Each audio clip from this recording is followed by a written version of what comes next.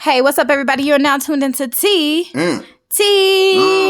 And it's your girl, Jazzy J. Mike Diesel. And we in the building, y'all. Thank y'all so much for everybody that's come through. Like, commenting, and subscribing. We appreciate it. We made it to 400 subscribers. Yeah, man. We appreciate the family, man. Appreciate y'all. All praises to the Most High for bringing y'all to us. We appreciate that. Thank y'all so much for the support. So, babe, what video we got today? We got MAJORTV. Let's talk. Major. Man. Big shout out to them fam. Man, big shout out to MAJORTV who did this awesome interview with Elder Wara. I hope I said your name right, my brother. If I didn't, I apologize. And Supreme Commander Grand Master J. And when I tell you there's so much wisdom on this video, it is amazing, y'all. Y'all make sure y'all check it out. And we got our brother Major on there asking the questions, getting that interview in, and got that exclusive. So, man, we appreciate you. All three together, that's a force to be reckoned with, y'all. We getting it together. So y'all definitely check out this video. We're only going to post part of it, so you can go back to our brother MAJORTV's channel and subscribe and like the video and check out the rest. All right, y'all. This is it. Yeah, man. All right. Hey my people, what's going on? This is Major with MAJORTV. I have the great Grandmaster J, Supreme Commander NFAC, the great Wara. I mean, here it's about to be a powerful interview. I'm gonna start with Jay just basically asking some real questions about what's really going on right now. Jay, doing this rally in Louisville, what it means to you, because you're really reaching out, you know, and doing something special. You know, in reference, we know what you did for the NFAC, and also you made history. I want you to comment on that. Making history today, first black militia pull up in Louisville behind Brown Taylor. Tell us what that means to you, man. Let me answer the first part. First of all, thank you for having me. And I've been so honored to meet this brother. I want to reach out and say, long. Positive, right? Peace and love. A lot of people don't realize that way before facts over feelings, way before the morning mental, way before any of that, I was listening to this brother. You don't know it. I heard a couple of his speeches.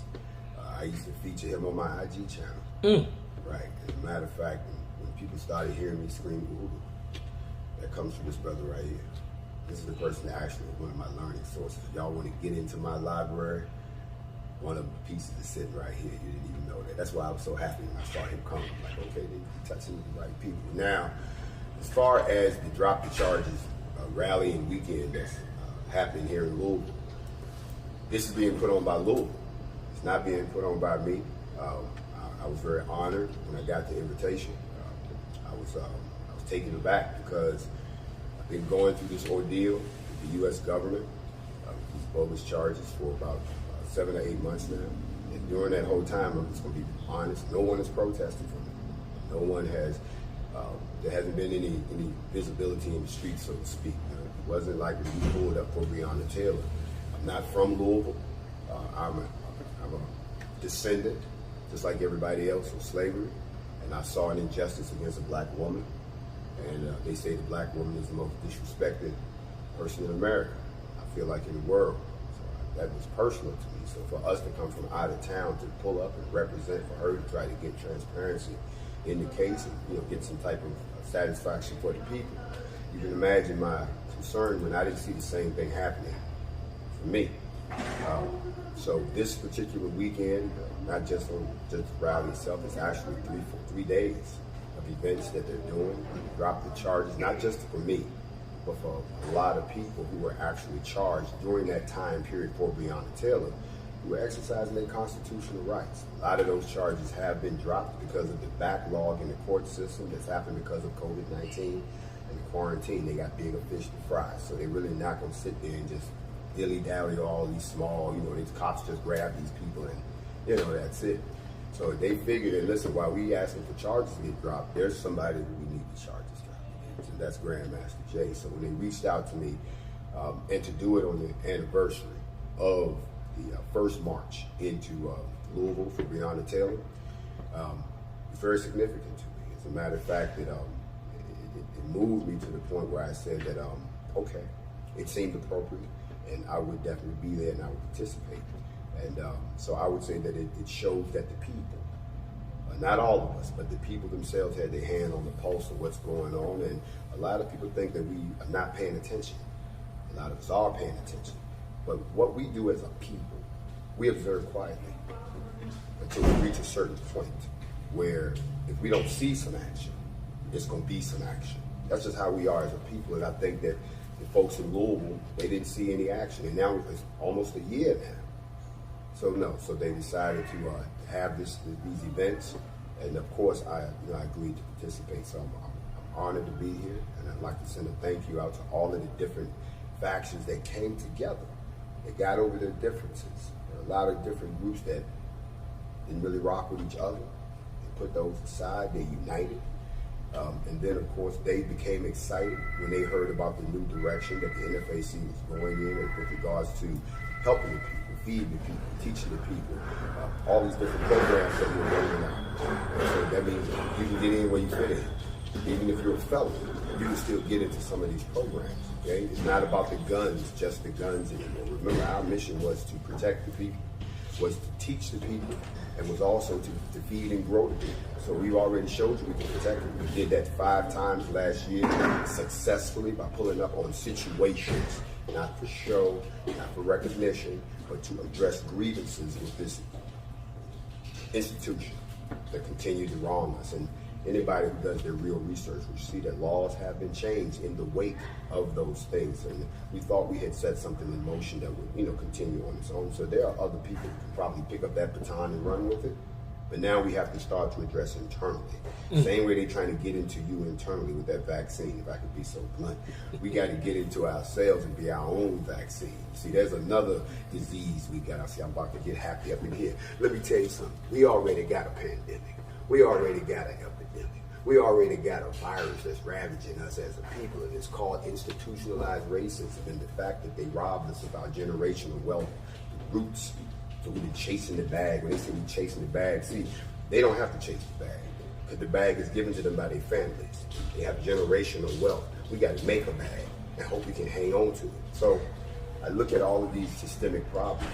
The direction that we're going down addresses ourselves internally. That excites people. It opens the door for more people to join us, and it truly become a unified movement, no matter what you bring to the table, whatever your skill. So excited to be here, excited about what Louisville has done, and I'm looking forward to a great weekend.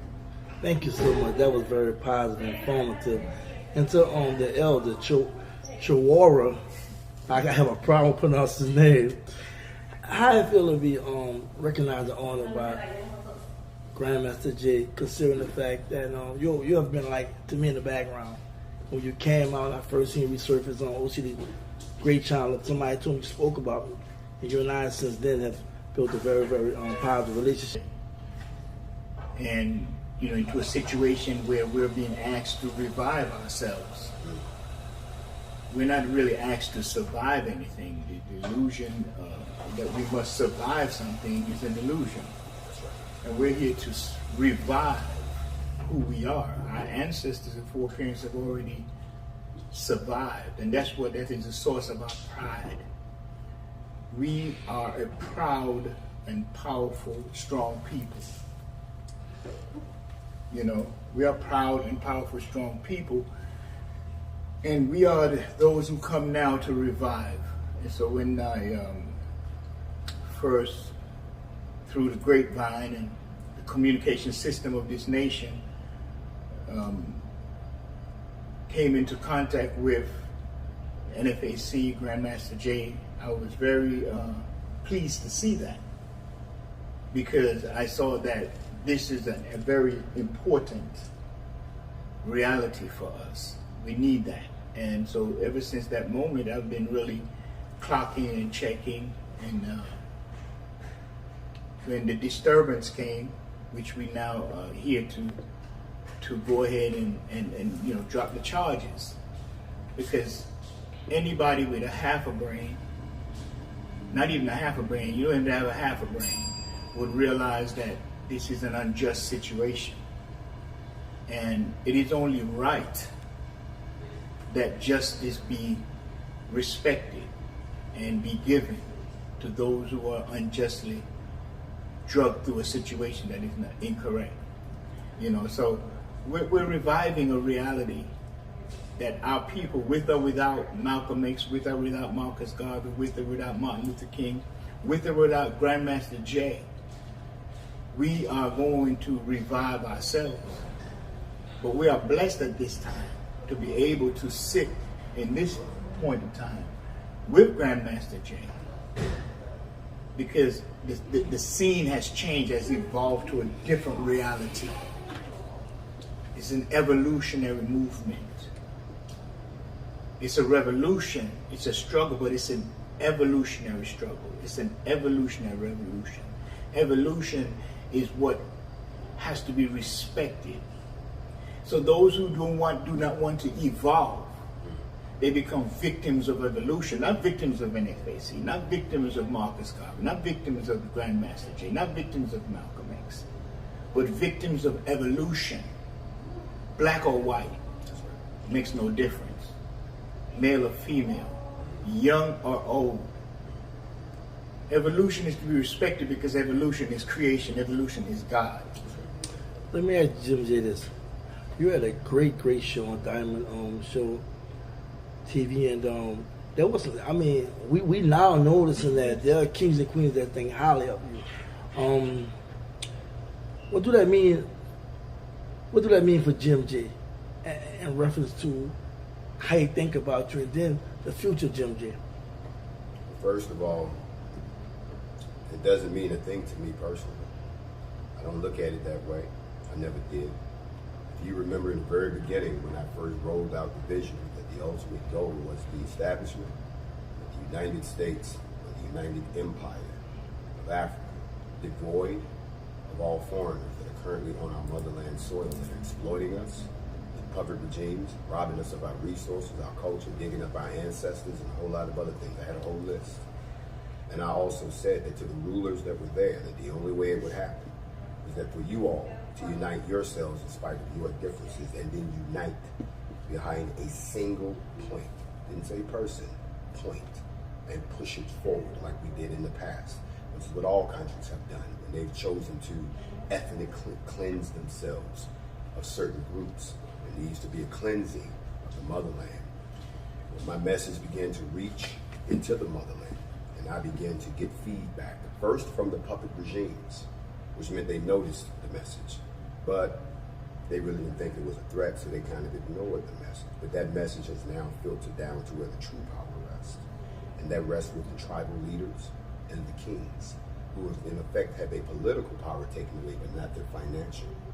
They still own the land, they still own the mines, they still have the ear of the people. To hear those leaders get together and say, here we are a year later, and looking at current events on the geopolitical stage after the demise of the Trump administration and its global policies, they still see no relief.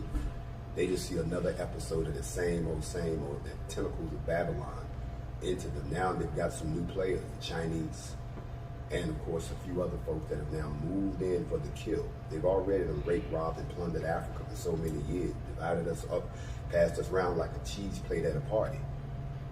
Now they're back to get the crumbs, and that's when I see them saying we got to do something. So the NFAC movement, and I think I want to clarify this for folks in the United States, is that we have been, as the doctor said, we have to stop playing the victim role. We've been victimized so much, we've played the victim role so much that now it's become our default position.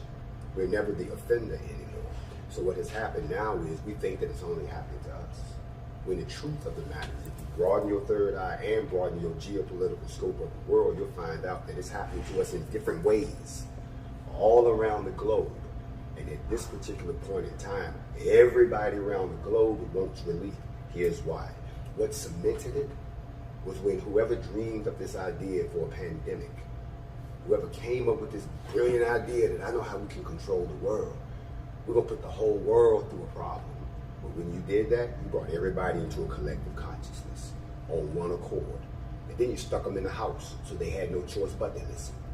So it was easy for someone to put out a message at one time that they all could respect, including the rulers. Now they're trying to push these vaccines. Now we got black leaders that are dying left and right. Now you find out that they're talking about going to a digital currency system, a one world currency. All of this sounds like something we've heard before. You've seen it in scripture. You heard about the mark of the beast. You heard about the end times. A lot of people thought it was just something they talked to you about on Sunday, Saturday mornings, whichever take your pick. But the truth of the matter is, that's the same thing they said before the flood. Nobody believed it until it actually happened. So to hear these kings, these rulers say that they're throwing their support behind me on a global scale. To hear a king say, come home. To hear another king say, even though we were transplanted from the motherland, the ancestral drum still beats in some of our heads and we heard it. And that drum is saying, go home. It doesn't mean that this is still not something worth fighting for. It means that until there is a respected point of origin for us, then we will never be respected anywhere on the globe. It will always be an uphill struggle. So it's not what it means to me. It's what it means to the people, collectively. It's not something to fight over. It's not something any one person owns, but let's be fair. When the Most High decides to utilize one of us like a chess piece in the game, if you know chess, every piece has different abilities. There are some very powerful pieces on the board, but believe it or not, the weakest piece on the board has the strongest ability of all, and the doctor said it. Only the pawn can resurrect the queen. Only the pawn can resurrect the king. But if the king is taken, the game is over. Resurrection and a resuscitation is two different things. You see a lot of people looking for a resuscitation so they can get to the next stop, but then eventually you die. But a resurrection is the rising from the dead, never to die again. So when I look at myself and other people who have been used through history, that everybody say he's a scoundrel, a rascal, that's good, because he's been to the bottom, and now he's been chosen to help everybody get to the top. Not to be at the top, but to help you get to the top. Might not get there with you. We've heard that before. The problem is a lot of us have become so fixated on being victims that they can't even pull themselves out of this situation.